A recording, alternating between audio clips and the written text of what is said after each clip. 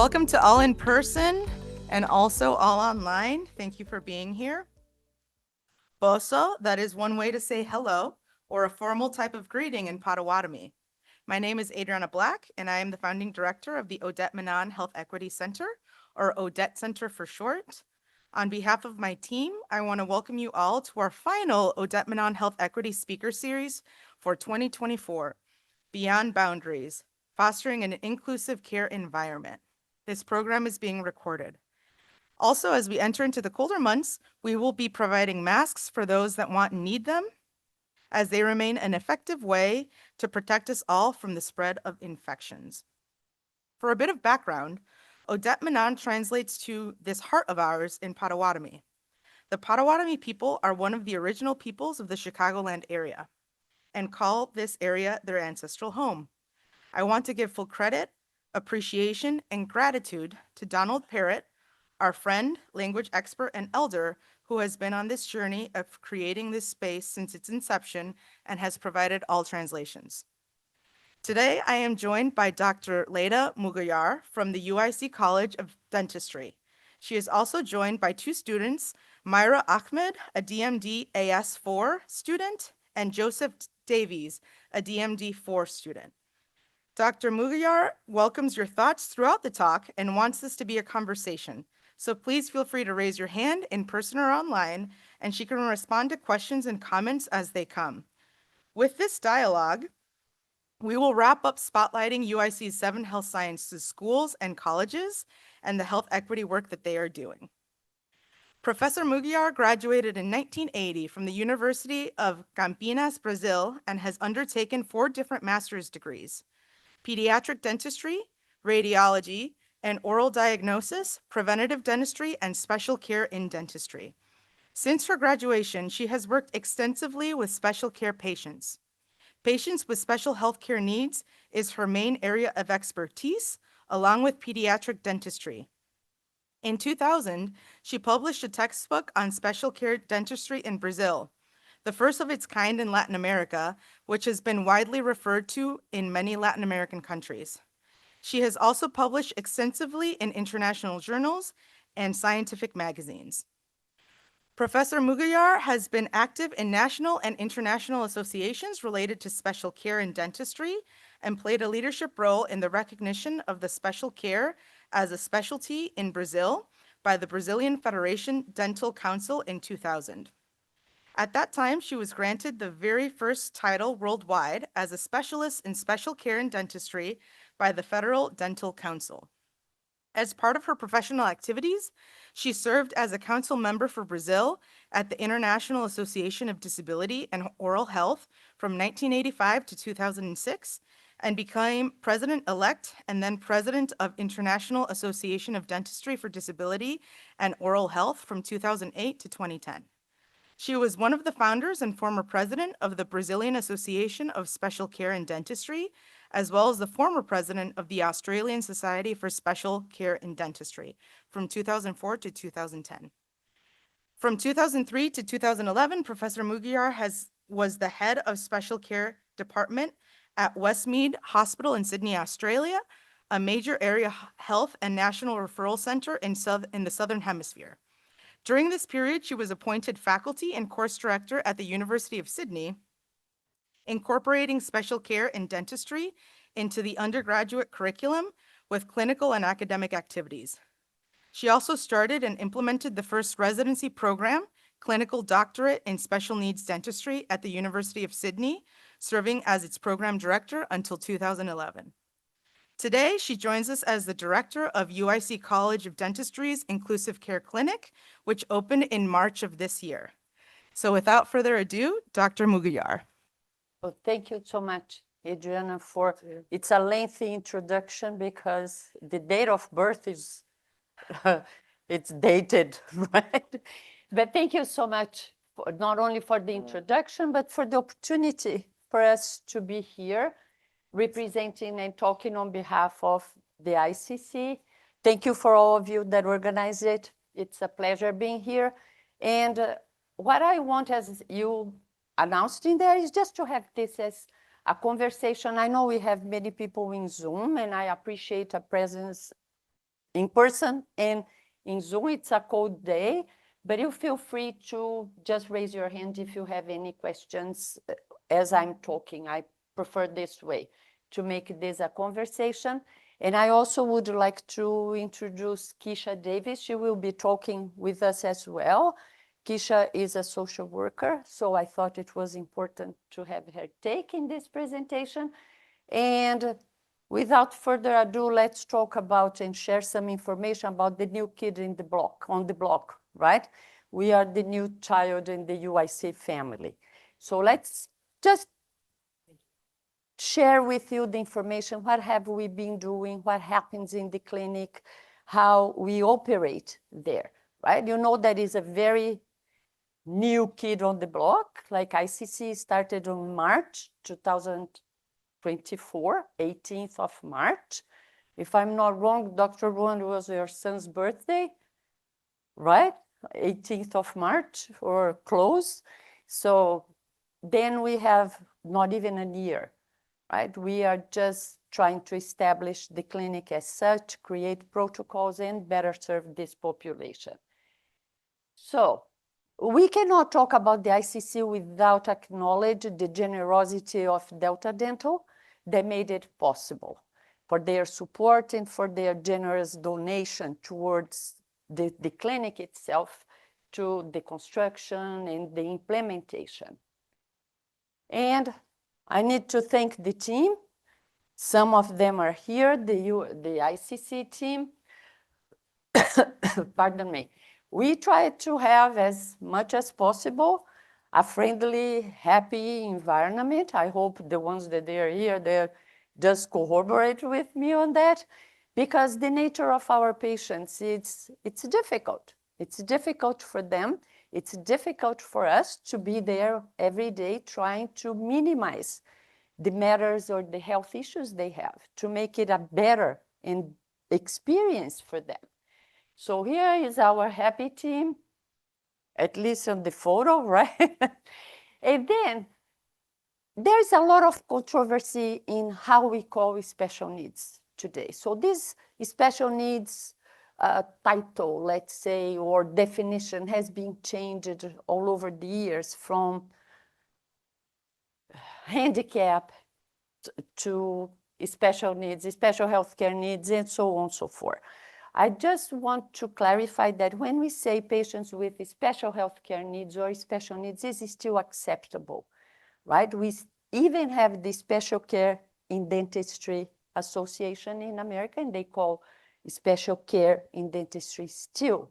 So, however, we are transitioning into patients with disabilities and complex healthcare needs. This was done, like a survey was done amongst the people that presented with some special healthcare needs or disabilities.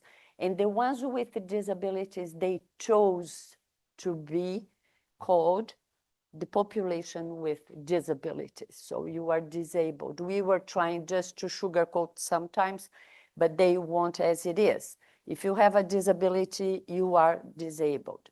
If you are blind, you are blind. If you are deaf, you are deaf. Whereas before we used to say have a hearing impairment, a visual impairment, we don't do this anymore. It's simplified and it was chosen by this population. And complex healthcare needs, because not exactly when you have a disability, you have a complex healthcare needs, and vice versa.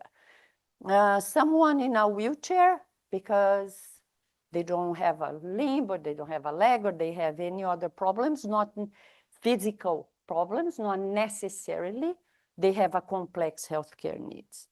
But I can have a patient with a syndrome, complex healthcare needs, however, they don't have a disability. So that's why we separated the two groups.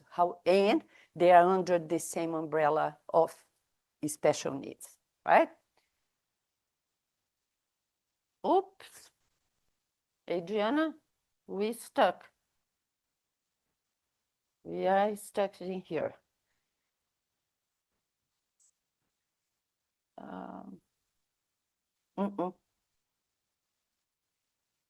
try because, There we yeah. go. Okay. Try Okay. to move it one more time just to make sure Yeah, it's working let me now. go back. Yeah, Perfect. okay. So we have some disabilities that look like a disability. You can tell, you can see. However, not all disabilities are visible, right? I can not look at the person and think, oh yeah, this person has intellectual disability, or they have ADHD, or they have this. So sometimes we see the person, but we don't see the needs, let's say. And I like to use, because we need a definition to put our patients under this umbrella, I like to use the definition of the American Academy of Pediatric Dentistry, that it's quite broad, but include any physical, developmental, mental, sensory. Thank you, Adriana. Sorry. It's apparently not showing on No? their side, so I am. Do you need me to stop? No, you're should all be fine right now. Can Okay. everyone see online? Yeah. So then I'll go back Yes. to that. Special health care needs will include any physical, developmental, mental, sensory, behavioral, cognitive, emotional impairment, or limiting condition that requires medical management, healthcare interventions, and the use of specialized services or programs. So, and then they go on. We are not going to read the whole thing, but it's quite, again, Adriana, it's quite comprehensive. Oh, it happens to me all the time. Oh, I've never gave anything that didn't stop, didn't lose, didn't stop, fine. disappeared. Yeah, okay. All right, now move it again. Yes, that's good. So we have different definitions also from the World Health Organization. But look at this. They divided into impairment, activity limitations, and participation restrictions. But this is the World Health Organization. So if you search, you're going to find different ones, right? But by having said that, just as a glance, we have 61 million people living in the US with at least one disability, being part of one of those. Vision, movement, thinking, learning, communicating, hearing, mental health, or social relationships. It's a lot of people, right? And of course, we have these statistics about patients with special health care needs in the annual disability statistics. That was the version 2021, if we want to search for that. However, in the United States, disability statistics, and I would like to spread this to most of the countries, right, are very hard to have. Why? Because you don't have this population concentrated in one particular service. Like here, we have them coming, but before the ICC, they go everywhere. It's very hard to have them classify, study them, follow up, and do studies and research with this population. And they simply disappeared for many times. So that's why if you go to any publications or things, those are studies very difficult to find, particularly if you want in a specific topic or on a specific subject. So, and when we say about the inclusive care clinic, what is this clinic, right? We are going to talk about the goal, the criteria, clinical services, the staff, interprofessional collaborations, the students, the rooms we have, and the clinical operations. So again, we have some data, but remember 1 in 4 adults in the United States have some type of disability. And one thing that I don't want to be catastrophic or dramatic, but the thing is that any one of us can become a patient with a special health care needs or a disability in a fraction of a second, right? I can go back to the school, be hit by a bus, and that's it. So my point is always, how does it change the person that you are? Because you acquired something that you didn't have, or you have something different that most of us don't. So how and why it makes it so difficult, particularly not in the medical side, but for dentists, for in the dental world, to see those patients? What is the difference? If I put 1,000 of teeth here, more likely I won't be able to pick the teeth that they belong, or the tooth that belongs with someone with a disability or not. They're just tooth. The treatment is just the treatment. There's not anything, say, oh, this is a tooth of a special needs, I do this instead of that. No, you treat the patient and not the tooth. We need to be masters in what we do technically in dental treatment. However, we need to master the approach and the way we get those patients into our operatory in order to offer them the treatment they need to improve their quality of life. And this, we need to remember that at least in every 5 people, in 4 people, we see one of those, they have special needs, right? So this is from the CDC from 2024. Just some cognition is the one that we have the highest index, and difficulty in self-care 3.6 is just something they did with the entire population. And what is the goals of the ICC? First is to provide clinical opportunities to the students to gain experience working with patients with special needs. What do we want from this? From that 1 in 4, when those students are out there using the doctor thing, they can see those patients. At least they can have an encounter with those patients. They can assess those patients. They can provide some sort of basic treatment. I don't know, but I think most of you in Zoom or here, you are aware that those patients, when they call and they say, my mother has a special needs, or my son has a special needs, first thing they do, oh, we don't see those patients, and they hang up. Nobody has even the mercy to say, okay, come here, let me see what you need. Come here, let's see what I can do for you. I think this is the question we in the health profession, we need to ask first and foremost for any patient. What can I do for you? How can I help you? Because we will always get this answer back. It's not only, oh, that's what I want to do for you. Oh, that can be completely different what I need from you, right? So I think this is the very first question we even want our students to understand. How important is they understand what that individual needs from them, right? And to provide them met special care services.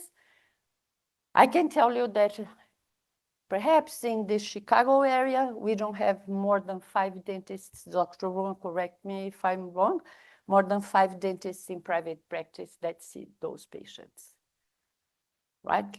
Let's go back to that 61 million translated into Illinois. Where these people go? They don't. That is the simple questions, the simple answer. And we have patients that they haven't seen a dentist. Here is my people that they start from the clinic, they haven't seen a dentist in 10 years, in 6, in 5, because they are having all these closing doors and windows and opportunities whenever they ask for, right? And to provide clinical research opportunity. The ICC is a pot of gold for research because we have the population contained. And more likely, they are coming back and they will come back, right? Not because we are the only providers, but because we want to be the best providers, right? And we want them back. So when we had the ICC ready, I said, okay, we have a house. Now we need to make it a home.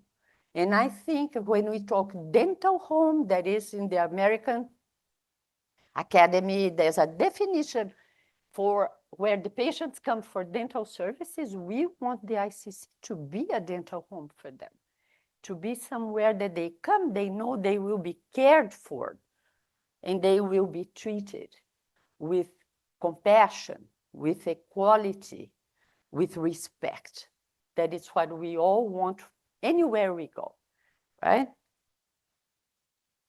So of course we have a criteria for those patients, and for the ones that you don't know, we see patients 15 years and above. Until 100, we had a 96, 98 years old already coming to the clinic, which is so, it's a blessing, right? And the criteria for the patients we see are patients with dementia, Alzheimer's, physical, intellectual disability, mental illness, patients in the spectrum, behavioral conditions, syndromic patients, non-craniofacial patients, because we have the craniofacial clinic, we don't need to double on it, even though they refer some patients to us as well for treatment, and any other medical condition. But then we got to stop here because the students, this is for the dental students right now, so they are our providers. We have this criteria, but it's a strict criteria that we need to triage those patients in a way that they can be seen chairside. At this point, because we are so new, we are not running yet, we are not even walking fast yet, we are just a baby learning how to crawl and stand a bit. We are not providing any sort of sedation, conscious sedation, but nitrous oxide only. And we are not providing any treatment under general anesthesia. First, because we don't have the providers, and second, because we are still learning about this population to see the need we have in order to achieve that, right? And then the clinical services that we have there is comprehensive dental treatment and rehabilitation. However, again, is not advanced, right? We don't have the capacity to do that. Preventive dental treatment and minimally invasive dentistry, this is the major scope of the clinic. I do believe in prevention. I think we are where we are because we don't do prevention, not because it's not available, but it's so simple. People don't like simple. They like complicated, right? People like the complicated things, implants, I don't know how many, surgeries all over, perio surgeries. And if we did prevention, we would do less of those services. Everybody will need everything, any sort of advanced treatment or not. But for this population, we need to be preventive even more than we do for the regular population. I'm not even bringing here the access matters, the transportation, the difficulties for any of those patients to get into that door, right? So prevention is key. Integrated dental treatment is interprofessional. I love these interprofessional activities. I like that Turkish market, that everybody's there. We don't even know who is who. We have everybody walking and working with the patients in a different way. I think it's a learning for every professional in that team, is a learning for the students, and is, again, the best we can offer for that patient. We can put in that basket a little bit of everything they need, right, with expertise. Then general health assessments, we have medical consults that we pretty much for every single patient, we require a medical consult. So we know who we are treating and what we are treating and the precautions we need to have. And we have the interprofessional relations with care coordinators, that the social workers, I like to call them care coordinators. When you say social workers, people just back up because they don't know what it's coming, right, Keisha? Yeah, and we have the dietitian that comes from the College of Nutrition. So we have them rotating. They are students. At this time, we are in a period of, we have sometimes a month or so that we have none of them. But what they do, they assess all the families and the patients in their general health, diet, and they do diet counseling for the family and for the patients. And we are having now, I mean, I think next year we will start with the occupational therapists from the College of OT as well. So why you want an occupational therapist? First, they can help positioning the patient. They can teach us how to better position the patient. Second, they can help that mom or that caregiver to better position that individual for eating, for bathing, for anything. And third, they can help us with some exercises and some things that to improve their ability either to brush or to have their tooth or their teeth brushed, right? And we are working on the teledentistry services. So there are some barriers in there, but slowly we are trying to maneuver around those barriers. It's a service, right, Dr. Bowen, that it's new to the college, like for this particular population also. So we are moving towards it, but we are just doing the pentathlon, right? We are jumping into the barriers. But the idea is to have initial screenings to avoid the patients to come here. Sometimes they drive 3 hours, 4 hours to be here for a screening. Some other times they are difficulty to come. I can only imagine what it's going to happen when we have snow and a patient in a wheelchair, they live by themselves. They cannot move. They cannot come. And maybe the social workers, they organize the transportation and all the support to have the patient here, but sometimes it's difficult.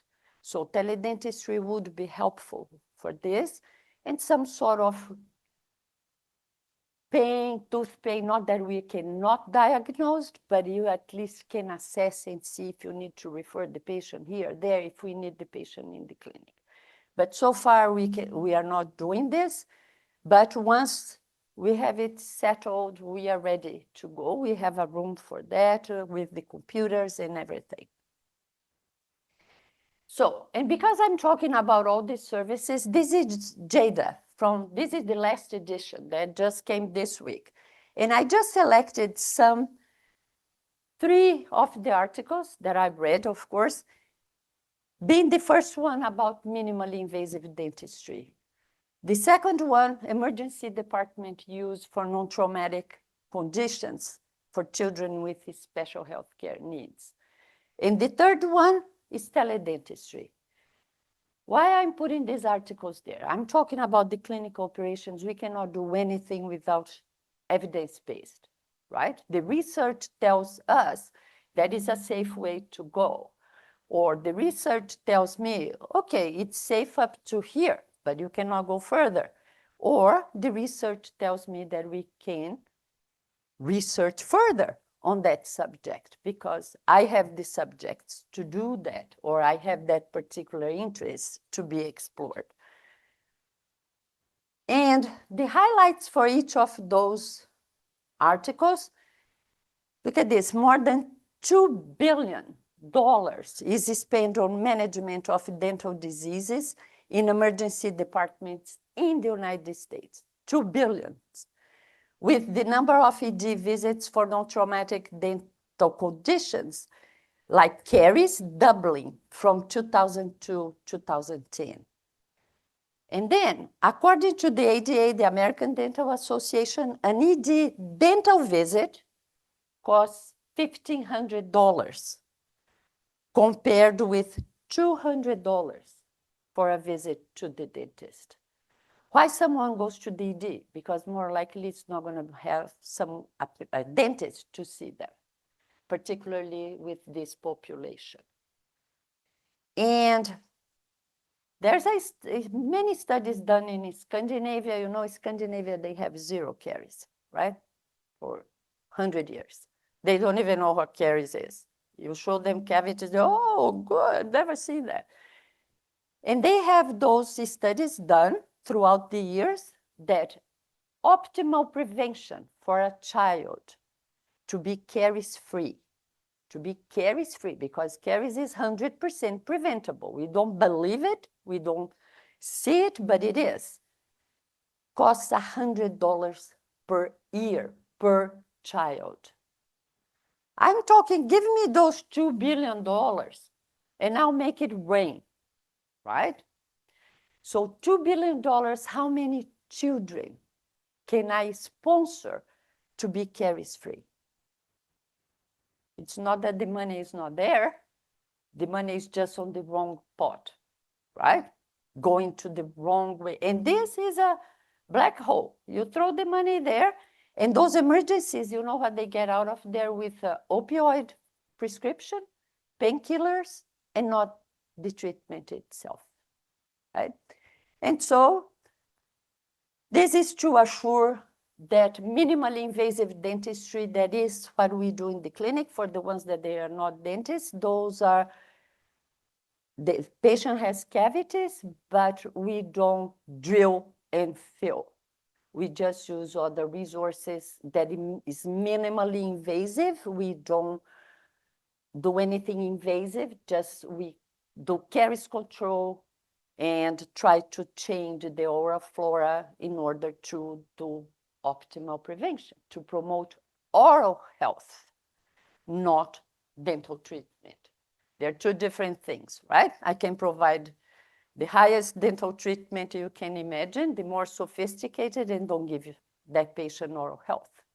Oral health comes with prevention, with preventative measures. It's not about the dental treatment that I provide. This is just part of it. And the teledentistry that they are also researching in other places, and some they find the same difficulties, but it's a viable thing. They're thinking that it will be implemented more and more. So this again, it's our staff. We have Dr. Delgado here, Dr. Pimenta, Daisy, that it's our dental hygienist, Andres, the clinical manager, and Dominic Lizette, front desk. They are the front soldiers, right? That is, I think, is the most difficult job in that clinic is the front desk.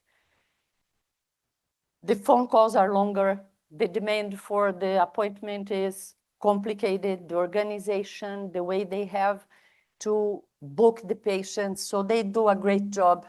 And then Blanca and Carolina, they are our dental assistants. So I want to thank and praise everybody for the job they do every day. Thank you so much. Yeah, thank you. So then the interprofessional collaborations, that is part of the clinic. We go for the social worker or care coordinator. We have a full-time social worker that is Keisha Davis. And we have 3 interns. They are not here because they come different days, right? And this is all to the generosity of a grant from Lloyd Fry Foundation. That is the 3rd year in a row that we have this grant. This is the last run of the grant because it's 3 years, but it's 6 years. The grant works for 2 years every time. I'm the PI on this grant, but we can no longer apply. So we will have to find another source to keep providing these services, right? And we have the dietitians, as I said, they come from the UIC, occupational therapists. It's a partnership from the UIC. We are a big family. We can use all the siblings, cousins, everybody to work with us, right? And we have collaborations with the medical side, with the Sickle Cell Disease Center. This is not the scope of the stroke, but those are very difficult patients. It's very hard for them to find dental care, any sort of dental care. And we are not even approaching them with a prevention attitude or with some preventable or preventative approach, right? So that's why we created this partnership. And then Dr. Erin Hickey, This is the new lifespan disability clinic. It's also on the medical side. So they're pretty new too, and we are collaborating with them, sending patients back and forth. And we have the medical students rotating into the clinic, into the ICC clinic, pretty much every week or every second week. I think it's a good learning for them. They understand the anticipatory guidance we give. They understand the scope of the treatment we need to provide, so it helps them to help the patients, even if the patients don't come to us, right? And we have the students. The students are our providers, and I want to thank and praise them for that, for the excellent job they have been doing, for the demonstration of compassion that they have, for the willingness. We have Myra here with us, the willingness to learn, to treat. And I know, particularly for the students, at the beginning, it's not an easy thing, it's a challenge. But I like to see in the clinic or here, when they, I'm so sorry, when they are like applauding or laughing with the patient because we took one x-ray, or sometimes because we walked so much that we did a cleaning, right? So it measures for them the difference that is about regular dentistry and this dentistry for special needs, right?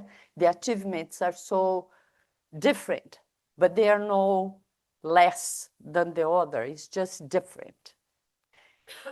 And we have 12 students pretty much, right? I'm giving you an average. They are D4s and AS4s rotating. They work in pairs. And we have sometimes 1 or 2 D3 students shadowing in preparation for them when they become D4s or AS4s to come to the clinic. Then we have the rooms. They are all named after flowers. Right, Dr. Juan? We had so much fun doing that, choosing the flowers. And each room has the flower of, yes. Quick question.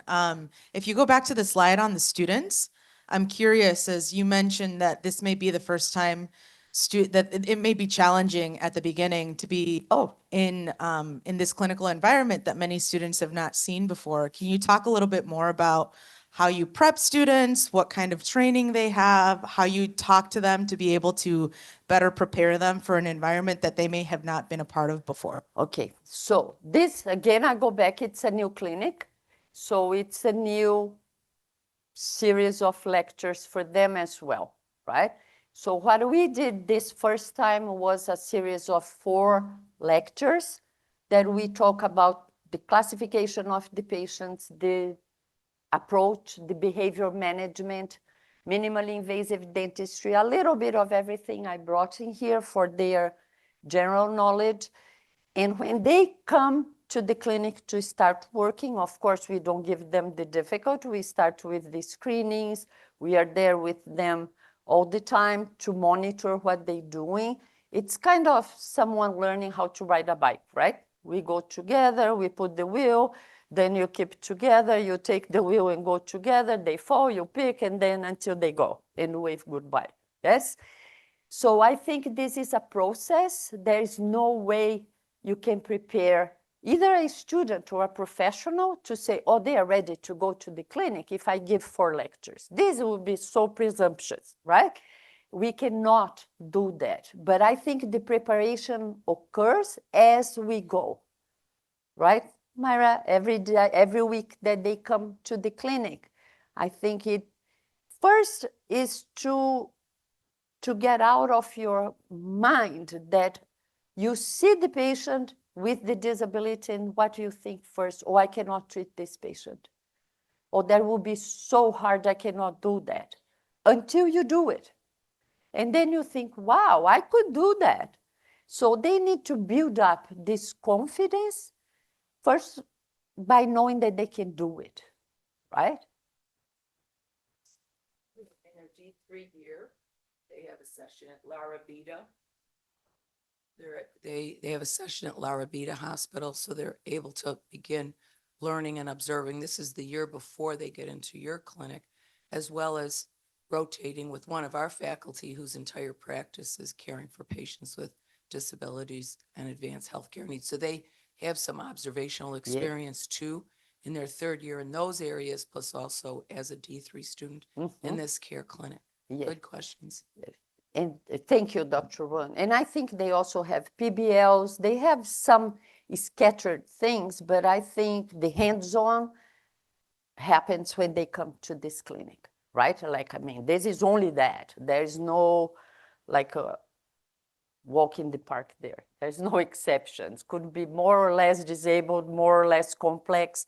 But I think for every patient they see, the learning is about accumulating information and experience, right? And I think this is how clinical practice brings you to. Like the more they go, the more they do, they can go a little bit more. So before I left today, we are having some, they were extracting teeth here. Of course, they are simple extractions, but they're doing it.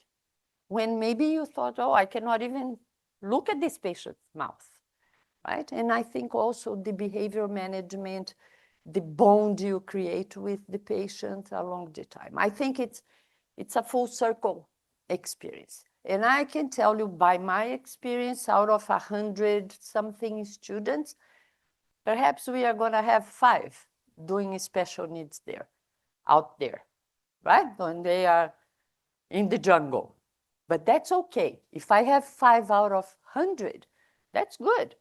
We had only 5, I will have 10, right? Next year, maybe 15 and 20, and so we grow until we have them all over the places, but doing something for those patients, right? Did I answer? Yes. Thank you. All right, so then we have our flowers. Why? Because we want to humanize this, right? And this is our clinical capacity, everything we have, special wheelchair lift, special chairs, electric handpiece. So everything that is top-notch things we have in that clinic, right? At least for our knowledge. And we see pretty much 16 patients per period. Please take this as an average. Won't be more, but could be a little bit less, a little bit closer, which means 120, 160 patients per week in total, right? Visitors. And of course, we are here talking inclusive care clinic, right? It's not inclusive only for the patients. It's a patient and family care center. Because many times to care for the patient, I need to care for the family first. I need to attend the family needs first. I cannot care for a patient if they don't have transportation. I cannot ask that mother, you need to brush their teeth, or the caregiver, if they don't have food on their table. I cannot treat that patient if we don't have the whole medical assessment because they don't have a doctor, either because they're immigrants, or either they're refugees, or either because they lost it or moved from other state. So it is a patient center, but it's a family center too. And we are trying to create, because the family is the support. If I don't have support, how can I stand still, right? So we try to expand this to the families as well as they come. And I will give the floor to Keisha for her to talk to us a little bit about how they help us to give this support for the family, for the patients. Thank you, Keisha. Do you have the, thank you. I'll turn this off. And Keisha agreed just to give this talk yesterday, so I caught her. Hello, everyone. My name is Keisha Davis. I am the care coordinator in the ICC clinic. And I also, alongside with me, I also work with 3 care coordinator interns. Just a little bit about what we do.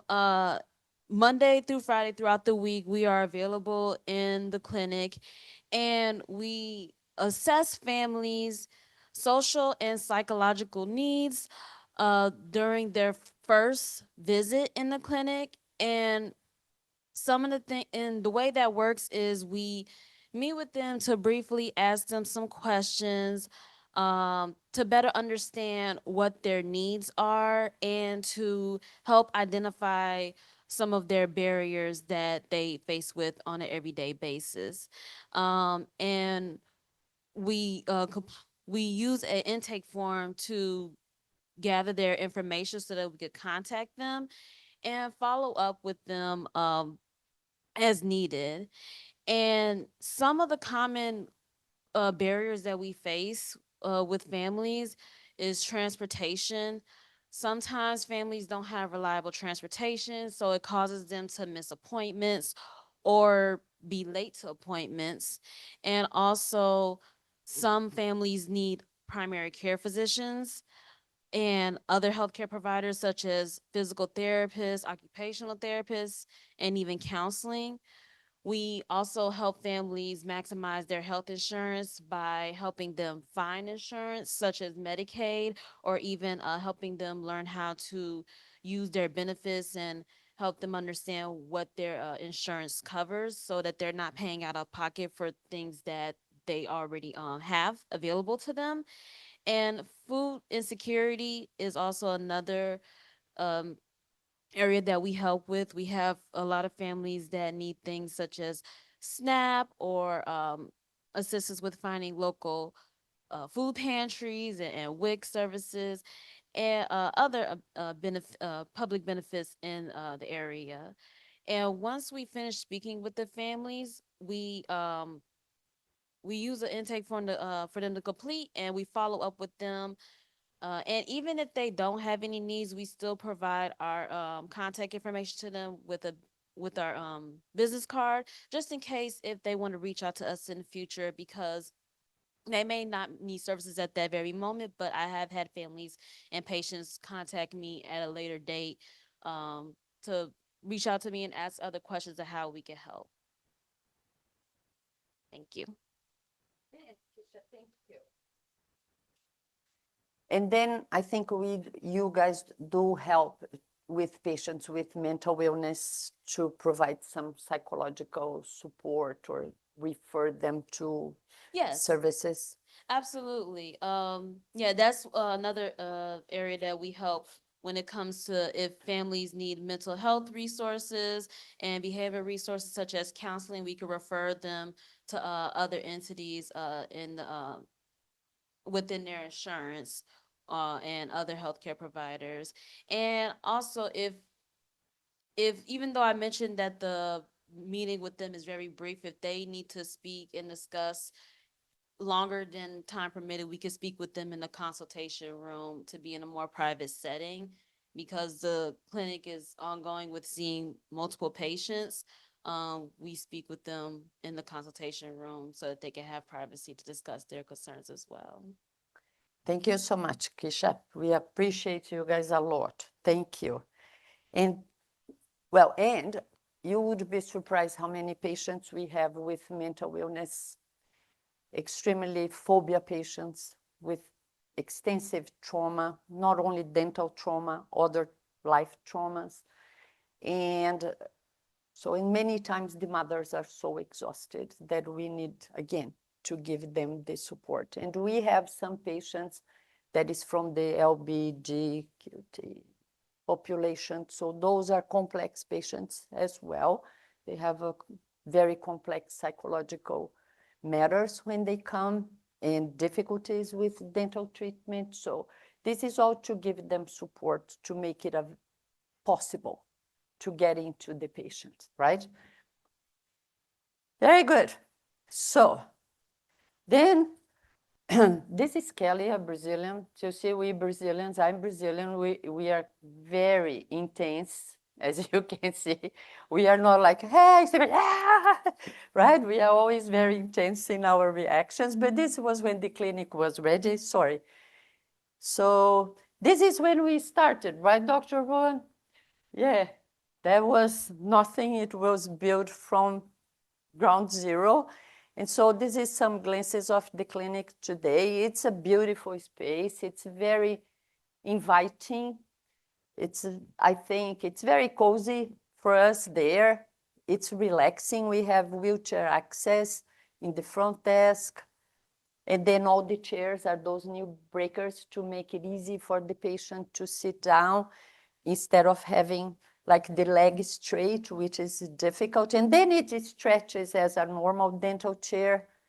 Like you can see, all the rooms, we have no hoses, no nothing. Everything is back delivery and inbuilt. So when the patient comes in, it looks like more a kitchen rather than a dental practice, right? So then this is the idea behind it. And we have a little bit of a video just to show. So this is our patient, Dr. Delgado, and Andres, the operator. We need to use our own, right?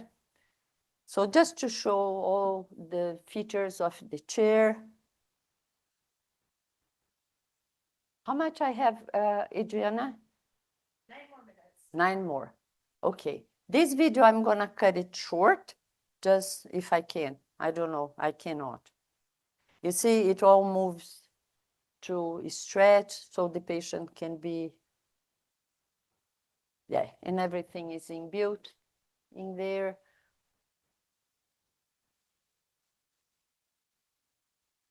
Okay, if you can cut this video and go, yeah, because I can't from here.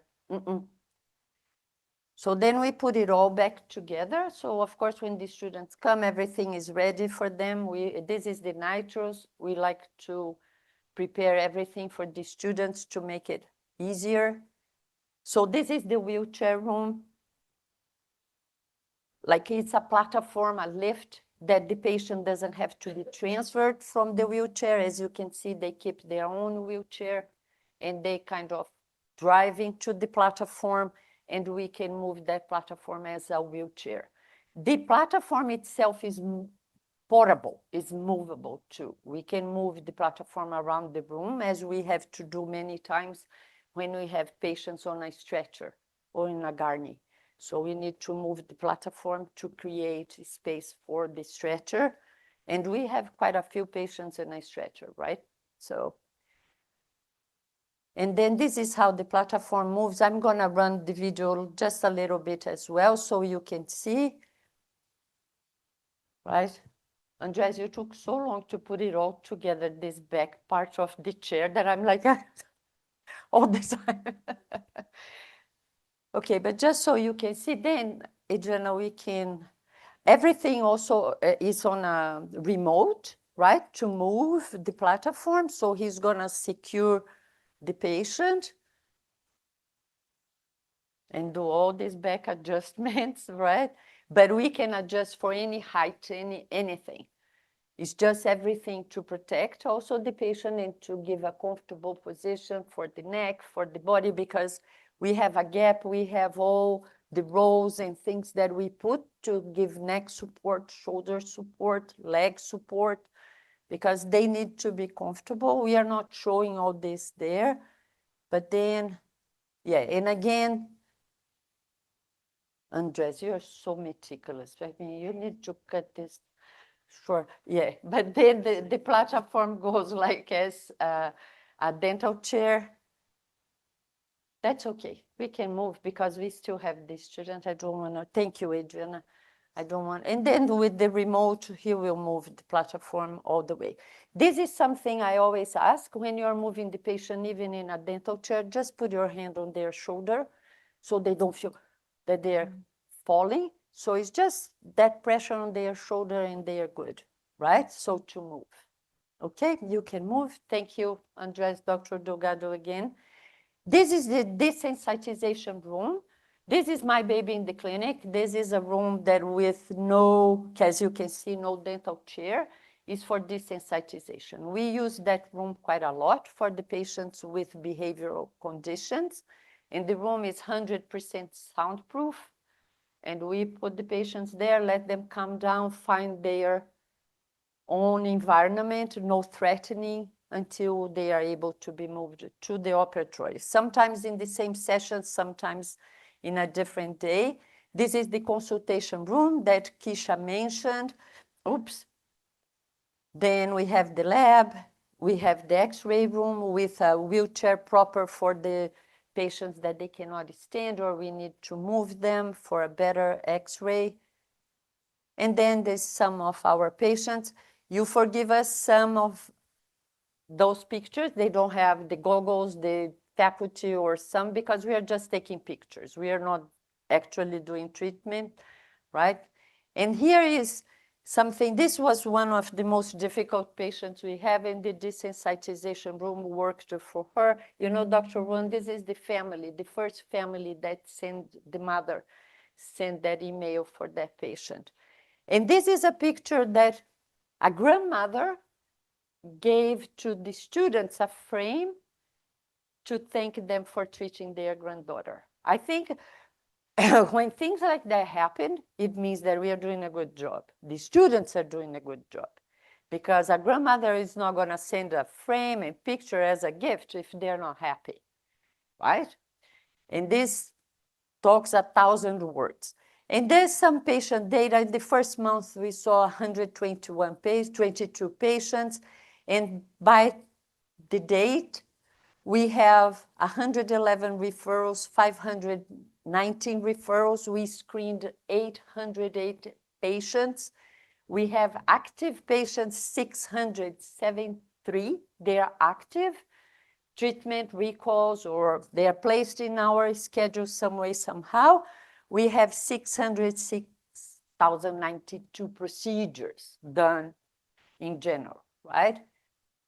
And we have 11 internal referrals pending, so we booked 119.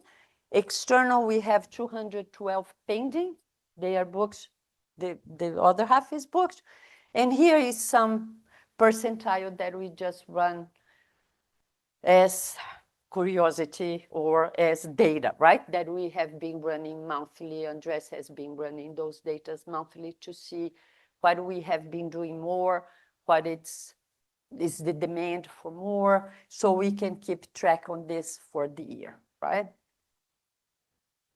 And then research, as I said, we had 2 PhD students already with us from Brazil. That was both of them doing their thesis, their PhD thesis here with us. And talking about students, now I want to welcome and hear the voice of our students. And Myra Ahmad is going to talk to us. Thank you, Myra. Thank you so much. Hello, everyone. My name is Myra, and it's not on. Oh, yeah. Okay. So I'm basically a fourth-year student, advanced standing student at the College of Dentistry here. Dr. Mugayar pretty much summed everything up, but I would just like to tell you about my experience here. So I think that working at ICC, it has been a great experience for me. It's been one of the highlights of my student experience, I would say. We see different patients, from patients with cerebral palsy, patients with Down syndrome, autism, epilepsy, other complex medical history patients, and we get a really good experience on how to treat these patients and how to take everything step by step. And basically, I think that these patients, they have a lot of barriers in getting dental care because general dentists usually don't see special needs patients.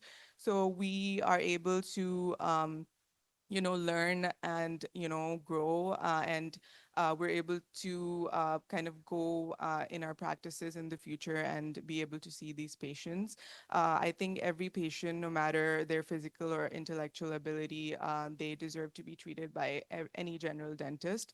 Um, I think that when I graduate, I would like to work in an office where we could treat a diverse group of patients, including the special needs population. And I also think that if every student in the College of Dentistry would make the same efforts, we would be able to make a difference in the lives of the special needs community.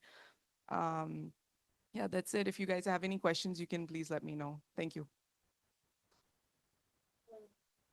Thank you, Myra. You see, out of that 5, we have 1 already.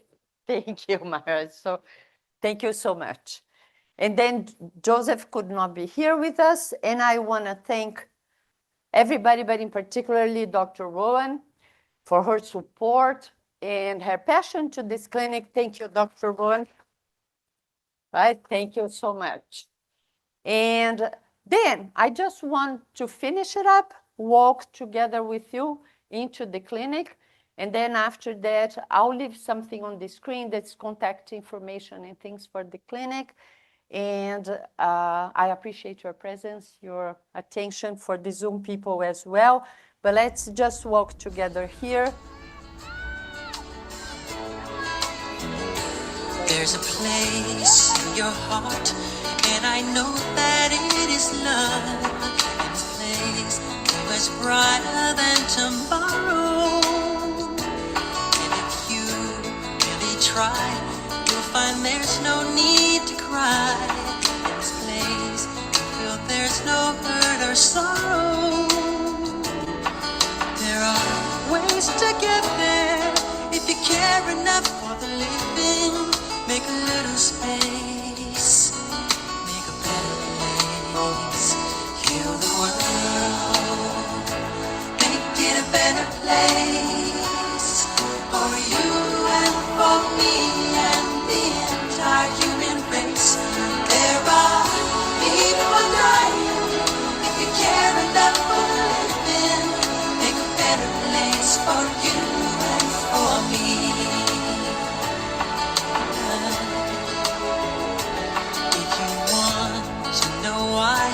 There's a love that cannot lie. Love is strong, it only cares for joyful giving. If we try, we shall see. In this bliss we cannot feel. There are dread, we stop existing and start living. And it feels that always love's enough for us growing. Make a better world. Make a better world. Heal the world. Make it a better place for you and for me and the entire human race. There are people dying. If you care enough for living, make a better place for you and for me. And the dream we were received and will reveal a joyful face. And the one who was believed and will shine again in grace. Then why keep strangling when this earth crucify its soul? Though it's plain to see this world is heavenly. Be God's love and fly so high, and our spirits never die. In my heart, I feel you are all my brothers. Create a world with no fear. Together we'll. The door doesn't close. Thank you again for Andres, and thank you so much again. And I would like, not before I leave, to thank the COG support team, our IT, everybody, cleaning, everybody that supports the college. They're so supportive and they work with us hand to hand every day. And we are paying their necks because we are behind them all the time asking for things. So thank you so much. I wish you a great afternoon. Here is some directions and things for the referrals, external referrals for the clinic. We can share this. We are just around the corner. You are very welcome to come and tour, to visit us. We have coffee, hiding, but we have coffee, sometimes cookies. So you are very welcome, and I appreciate your presence, and God bless us all, and happy holidays, Merry Christmas, right?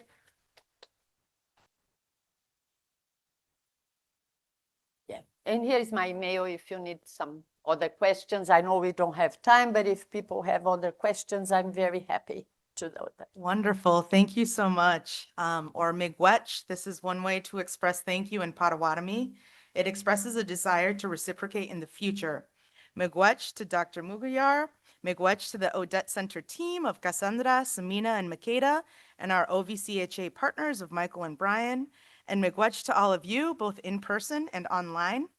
Bama Pimain, or until another time, in Potawatomi, as there is no word for farewell, as we expect to see each other again soon.